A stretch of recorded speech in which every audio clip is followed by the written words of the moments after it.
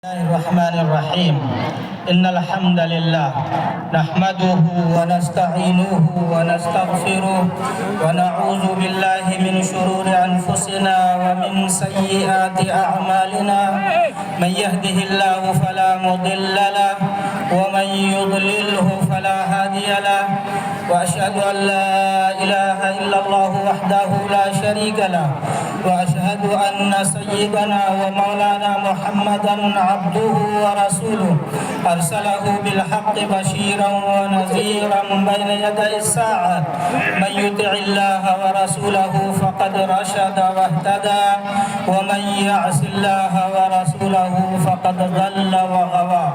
أما بعد أعوذ بالله من الشيطان الرجيم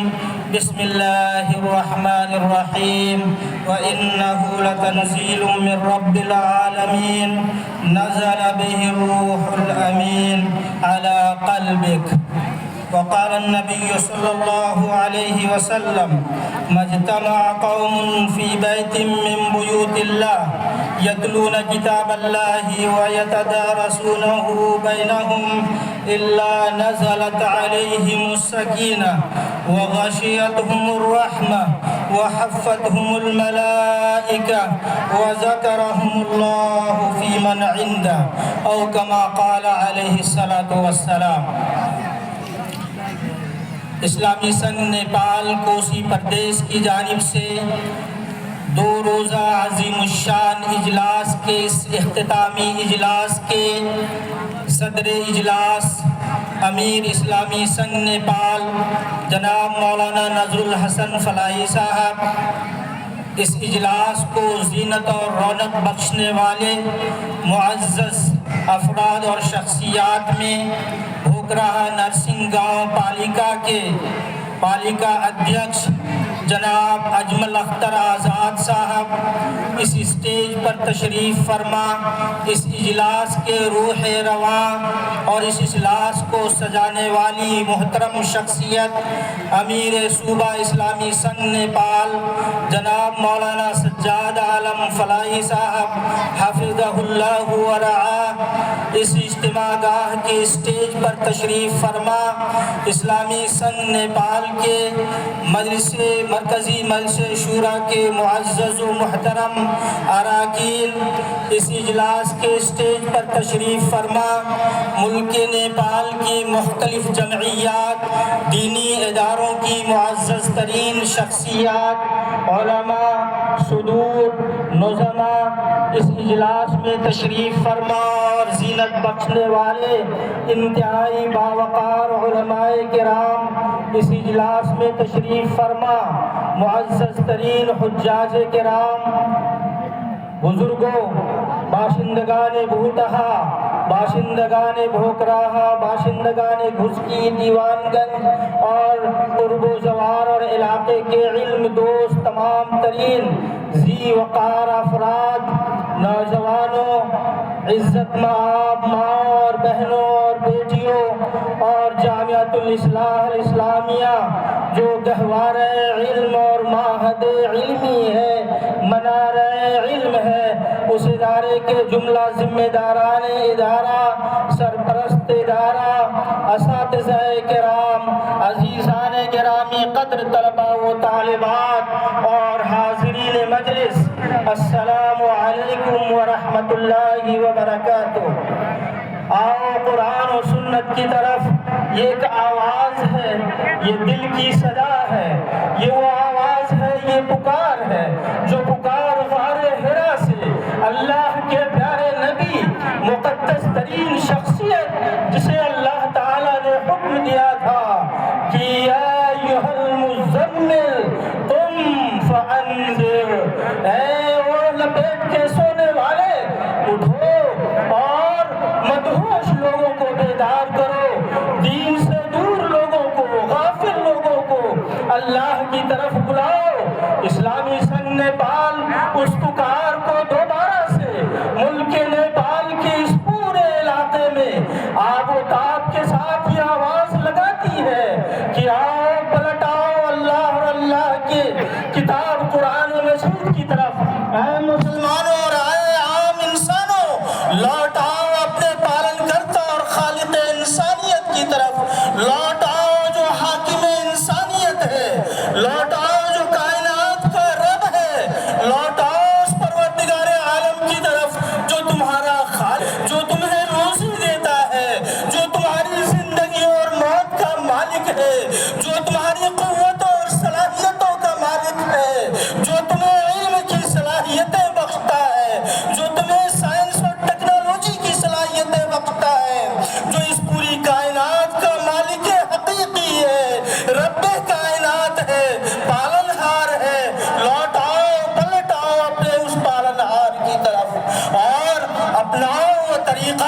جو طریقہ اس پالنہار کی طرف بلانے کے لیے اس پالنہار نے خود اپنی کتاب قرآن مقدس کو نازل کر کے مارگ درشن کے لیے، راہ ہدایت کے لیے، زندگی کے رہنما اصول کے طور پر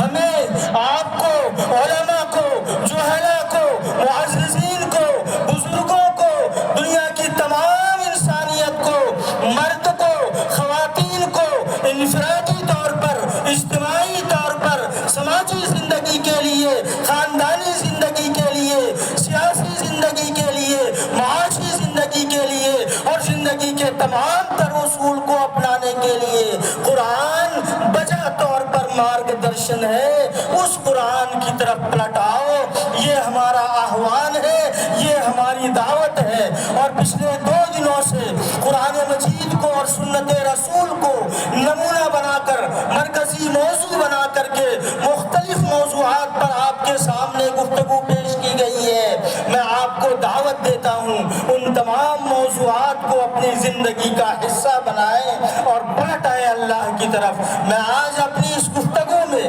قرآن کی کچھ مختصر باتیں، قرآن کی تعریف میں، اور قرآن ہم سے کیا مطالبہ کرتا ہے اور قرآن کے ہمارے اوپر کیا حقوق عائد ہوتے ہیں، اس سے متعلق چند باتیں میں آپ کے سامنے رکھنا چاہتا ہوں۔ قرآن مجید کی تعریف، خالق کائنات، کلام اللہ کا مالک، اللہ کے کلام کا مالک خود اللہ فرماتا ہے وَإِنَّهُ لَتَنزِيلٌ مِّن رَّبِّ الْعَالَمِينَ۔ یہ قرآن مجید سارے کائنات کی رب کی جانب سے نازل کرتا ہے۔ میں ایک سوال مجمع سے پوچھنا چاہتا ہوں، ساری دنیا کے دماغوں کو ایک جگہ جمع کر دو، علماء کرام کے دماغ بھی جمع ہو جائیں، سائنسدانوں کے دماغ بھی جمع ہو جائیں، برنارڈ شاہ کے دماغ کو بھی جمع کر دو، نیپولین بوناپارٹ کے دماغ کو بھی جمع کر دو، ہیگل اور روسو کے دماغ کو بھی جمع کر دو، اسٹیفن ہاکنس کے دماغ کو بھی جمع کر دو، اور دنیا کے فزکس، کیمسٹری، بایولوجی، ایسٹرونومی، کیمیا اور ماہر فلکیات کے دماغوں کو جمع کر دو، اور وہ سارے مل کر کے ایک کلام تیار کریں اور وہ یہ دعویٰ کریں کہ یہ کلام نعوذ باللہ کلام اللہ، اللہ کے کلام کے برابر ہو سکتا ہے۔ کیا یہ کبھی ممکن ہے؟ کبھی ممکن نہیں ہے، کیونکہ ساری کائنات کے انسانوں کے دماغوں کا خالق رب کائنات اللہ رب العالمین ہے۔ جس رب نے انسانوں کو دماغ دیا ہے، وَمَا أُوتِيتُم مِّنَ الْعِلْمِ إِلَّا قَلِيلًا، تمہیں جو علم ملا ہے وہ انتہائی مختصر ہے۔ یہ کیسے ممکن ہو سکتا ہے کہ ساری دنیا کے سارے لوگ مل کر کے، سائنٹسٹ مل کر کے، علماء مل کر کے، مفسرین مل کر کے اور دنیا کے سارے متبحرین مل کر کے کلام اللہ کے جیسا کوئی کلام پیش کر سکے؟ وَإِن كُنتُمْ فِي رَيْبٍ مِّمَّا نَزَّلْنَا، اگر تمہیں کوئی شبہ ہو جو ہم نے آیت نازل کی ہے، قرآن کو نازل کیا ہے، فَأْتُوا بِسُورَةٍ مِّن مِّثْلِهِ، ایک سورت بنا کر کے لے آؤ، وَادْعُوا شُهَدَاءَكُم مِّن دُونِ اللَّهِ إِن كُنتُمْ صَادِقِينَ، قرآن کی ایک سورت پیش کرنے کے لیے ساری دنیا کے دماغوں کو جمع کر لو، اگر تم سچے ہو تو کر کے دکھا دو۔ پوری دنیا اس چیلنج کو آج تک قبول کرنے سے قاصر ہے اور کلام اللہ جیسی ایک سورت پیش کرنے سے قاصر ہے۔ وَإِنَّهُ لَتَنزِيلٌ مِّن رَّبِّ الْعَالَمِينَ نَزَلَ بِهِ الرُّوحُ الْأَمِينُ، اللہ کے رسول نے ایک بار جبریل امین کو افق دنیا پر دیکھا، آسمان پہ دیکھا تو تا حد نگاہ جبریل امین کے پروں کی نشانات نظر آ رہے تھے، پورے آسمان اور زمین کو اور افق کو ڈھانپ رکھا تھا۔ اگر اللہ تعالیٰ کو دنیا کو تباہ کرنا ہو تو جبریل کو اجازت دے دے کہ جبریل اپنے پر سے زمین کو اٹھاؤ اور پوری آبادی کو پلٹ کر کے رکھ دو، تو جبریل امین اس کے کرنے پہ قادر ہے۔ اس جبریل امین کے ذریعے سے یہ قرآن مقدس اللہ تعالیٰ نے نازل فرمایا، نزل بہ الروح الامین، روح الامین کے ذریعے سے اللہ تعالیٰ نے اس قرآن مقدس کو نازل فرمایا۔ وہ جبریل امین جو روح الامین ہے، تمام انبیاء کے پاس مقدس کتاب تھے. دنیا کے تمام فیصلے وہ روح الامین اللہ کی جانب سے لے کر کے آتے اور تنفیذ کرتے ہیں. نزل بہ الروح الامین، سب سے مقدس فرشتے کا انتخاب فرمایا اللہ تعالیٰ نے. اور پھر اللہ تعالیٰ نے فرمایا علی قلبک بلسان عربی مبین. اے محمد عربی، ساری دنیا کے انسانوں میں سب سے مقدس ہستی کی حیثیت سے تمہیں منتخب اور مختار اور پسند کیا گیا ہے. تمہارے دل کے اوپر اس قرآن مجید کو نازل کیا گیا ہے. عطار ہو، رومی ہو، عطار ہو، رومی ہو، رازی ہو، غزالی ہو، کچھ ہاتھ نہیں آتا بے آہ سحر گائی. اس محمد عربی کے دل کے اوپر جب وہ قرآن نازل ہوا تو وہ بے چین ہوتے تھے. آدھی رات نہیں، تہائی رات نہیں، پوری رات اس قرآن مجید کو گنگناتے تھے، اس کی تلاوت کرتے تھے. من نہیں بھرتا تھا، تسکین نہیں ہوتی تھی. عبداللہ ابن مسعود سے کہتے تھے عبداللہ ابن مسعود قرآن کی تلاوت کرو، اور آپ قرآن کی عبداللہ ابن مسعود رسول عربی کے سامنے، محبت وحی کے سامنے وہ قرآن کی تلاوت کرتے تھے. اور قرآن کی آیتیں سن کر کے آپ صلی اللہ علیہ وسلم کی آنکھیں بھیگ جاتی تھی، رونے لگتے تھے. چنانچہ عبداللہ ابن مسعود کہتے ہیں ایک بار تلاوت کرتے کرتے میری نگاہ اللہ کے رسول صلی اللہ علیہ وسلم کے رخ انور کے اوپر پڑ گئی تو کیا میں نے دیکھا کہ آپ رو رہے ہیں اور آنسوؤں سے آپ کا چہرہ تر ہے. یہ وہ مقدس کتاب ہے، اسے پڑھو گے تو دل میں خشیت پیدا ہوگی. یہ وہ بابرکت کتاب ہے جسے پڑھو گے تو تمہارا رشتہ تمہارے رب سے جا کر کے روحانی طور پر جڑ جائے گا. یہ وہ مقدس کتاب ہے جو تمہاری دنیا کی سعادتوں کا ذریعہ ہے. یہ وہ مقدس کتاب ہے جو تمہاری آسمانی برکتوں کے نزول کا ذریعہ ہے. یہ وہ مقدس کتاب ہے جس کی وجہ سے تمہارے بچوں میں دینی رحمتیں اور رافتیں آئیں گی. یہ وہ مقدس کتاب ہے جس کی وجہ سے امتوں کی تقدیر کے فیصلے کیے جاتے ہیں. چنانچہ حضرت عمر رضی اللہ تعالی عنہ کی روایت ہے، آپ فرماتے ہیں ان اللہ یرفع بہذا الکتاب اقواما ویضع بہ آخرین. بے شک اس کتاب مقدس کے ذریعے سے قوموں کی تقدیروں کا فیصلہ کیا جاتا ہے، ان کو رفعت اور بلندی ملتی ہے، انہیں ثریا پر پہنچایا جاتا ہے. اور جو لوگ اس کے ساتھ کتاب مقدس کو، جو قوم اس کتاب مقدس کو، جو نیشن اس کتاب مقدس کو چھوڑ دے وَيَضَعُ بِهِ الْآخَرِينَ، دوسروں کو اللہ تعالیٰ پستی میں لے جا کر کے ڈبو دیتا ہے. اس لیے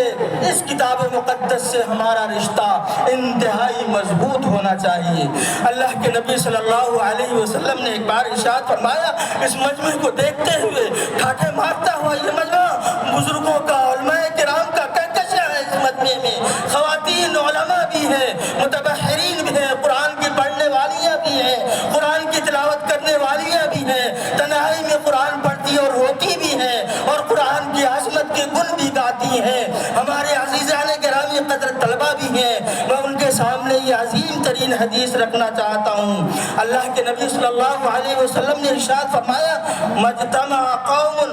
فی بیت من بیوت اللہ، جب کوئی جماعت اللہ تعالیٰ کے گھر میں جمع ہو کر کے یتلون کتاب اللہ ویتدارسون،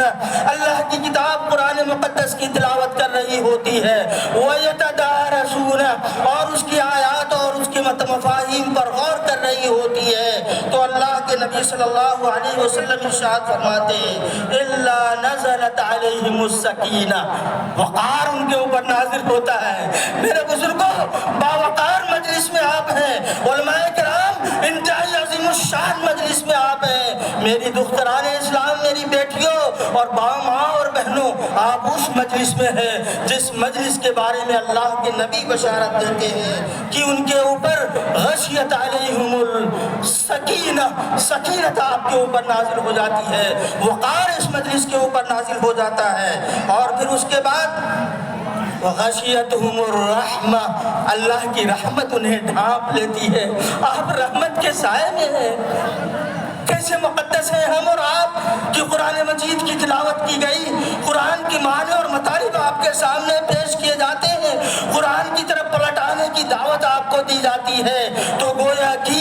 اللہ کی رحمت کے سائے میں آپ ہیں۔ آؤ اللہ کی رحمت کے سائے میں بیٹھے کچھ دیر۔ ایک انتہائی جلیل القدر مفسر نے اپنے تفسیر القرآن کا نام لکھا فی ظلال القرآن، قرآن کی چھاؤں میں آ جاؤ، قرآن پڑھو اور قرآن کے سائے میں رہو۔ یہ عظیم ترین مقدس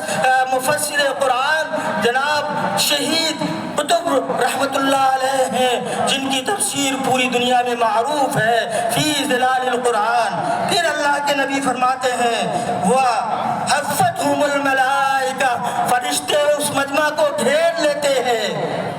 وَحَفَّتْهُمُ الْمَلَائِكَةُ، فرشتے اس مجمع کو گھیر لیتے ہیں۔ وَذَكَرَهُمُ اللَّهُ فِي مَنْ عِنْدَهُ، اور اللہ تعالیٰ اپنی مجلس میں ان لوگوں کا تذکرہ کرتے ہیں۔ میری ماؤں، بہنوں، بیٹیوں، بزرگوں، علماء کرام، آپ کو اللہ تعالیٰ اپنے آسمان میں فرشتوں کی سجائی ہوئی مجلس میں آپ کا ذکر کر رہا ہے۔ ہمارے لیے اس سے بڑی تقدیس اور کیا ہوگی، اور اس سے بڑی عظمت کی بات ہمارے لیے اور کیا ہوگی۔ اللہ تعالیٰ ہمارا تذکرہ فرشتوں کی مجلس میں فرما رہے ہیں۔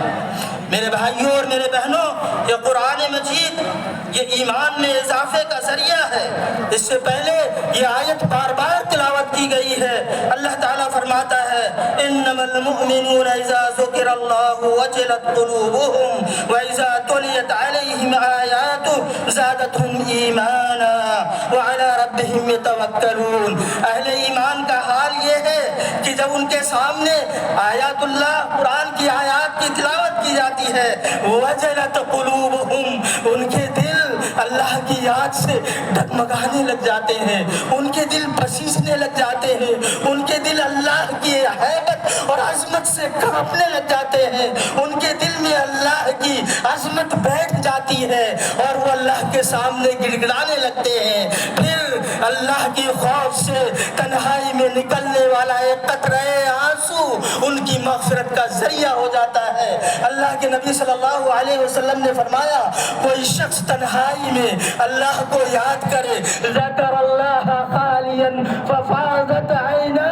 تنہائی میں قرآن کی تلاوت کرتے کرتے، اللہ کی عظمت کو یاد کرتے کرتے دل میں رقت قلبی پیدا ہو، آنکھ سے آنسو بہ جائے، اللہ تعالیٰ ان کی مغفرت کرتا ہے اور عرش الہی کے سائے میں رکھتا ہے۔ اس کا مزہ لو میری بیٹیوں، میری بہنوں، میری ماؤں، عزیزان گرامی قدر، میرے بزرگوں، قرآن کو اپنی آنکھوں سے لگاؤ۔ حضرت ابو بکر کہتے ہیں سینے سے لگاتے ہیں، چومتے ہیں قرآن مقدس کو اور کہتے ہیں ھذا کتاب ربی، میرے پروردگار کی کتاب ہے، یہ تو میرے پروردگار کی کتاب ہے۔ کبھی اپنے پروردگار کی کتاب کو لو اور تنہائی میں تلاوت کرو، آنکھیں بھیگ جائیں آپ کی، سوچو کہ آپ کی مغفرت ہو جائے گی اور جنت میں آپ جنت کے راہی بن جائیں گے انشاءاللہ العزیز۔ یہ مقدس کتاب ہے، اس کے ذریعے سے اللہ کی رحمت کی قربت حاصل ہوتی ہے، اور جب ان کے سامنے قرآن کی آیات کی تلاوت کی جاتی ہے تو ایمان میں اضافہ ہوتا ہے، مومنوں کے ایمان میں۔ وعلی ربہم یتوکلون، اور قرآن کی آیتیں تلاوت کرتے جاتے ہیں اور اللہ پہ یقین ان کا بڑھتا چلا جاتا ہے، دنیا کے ہموم و غموم کو بھول جاتے ہیں، مصائب دنیا کو بھول جاتے ہیں اور اس کا تعلق اللہ سے جڑ جاتا ہے جو کائنات کا رب ہے، اور پھر وہ کہتا ہے ربنا علیک توکلنا والیک انبنا والیک المصیر، اے ہمارے پروردگار آپ پہ ہم نے بھروسہ کیا، روزی کی تنگی کی ہمیں کوئی تکلیف نہیں، دکھ اور پریشانیوں کا ہمیں کوئی غم نہیں، ہماری مصیبتوں کا ہمیں کوئی ملال نہیں، اور کسی بھی طرح کی کوئی تکلیف ہمارے لیے آسان اور ہیچ ہے، کیونکہ پروردگار عالم اب اس دل میں تیری قرآن کی عظمت اور تیری محبت بسنے لگ گئی ہے۔ مومن کی یہ شان ہے، مومن کی یہ عظمت رفتہ ہے، جس کی طرف مومن پلٹ آتا ہے اور اپنے رب کے حضور میں کھڑا ہو جاتا ہے۔ قرآن مجید